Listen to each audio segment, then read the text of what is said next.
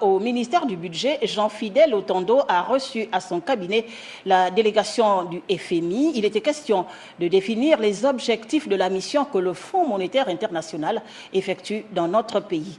Le reportage est de Guy-Frey Ndongobiang et Prestine Ngwaiman.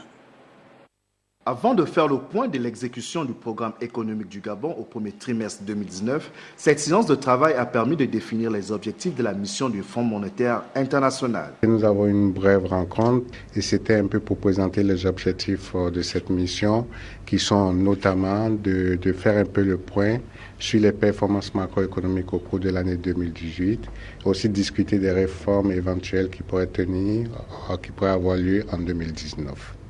Dans son rôle d'accompagnement dans le redressement et la relance économique, le FMI félicite le Gabon pour la mise en œuvre de ces réformes structurelles. Le Gabon a fait des progrès importants qu'on voit dans peu de pays et les résultats ne se verront pas seulement aujourd'hui, mais se verront aussi dans le moyen terme en matière de croissance. Parce que n'oubliez quand même pas que le but ultime de ce qui est fait par nous, de ce qui est fait par les autorités, de notre collaboration, c'est d'arriver à avoir une croissance, mais une croissance partagée. Pour le ministre du Budget, ces réformes sont avant tout au bénéfice des populations. Les réformes ont pour but d'améliorer le quotidien de nos concitoyens.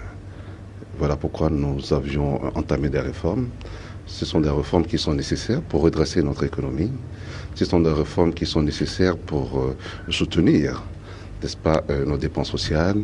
Ce sont des réformes qui sont nécessaires pour garantir un lendemain meilleur pour l'ensemble de nos concitoyens. La mission du FMI s'achève le 30 avril prochain avec une séance de restitution en présence du ministre du Budget et celui de l'économie.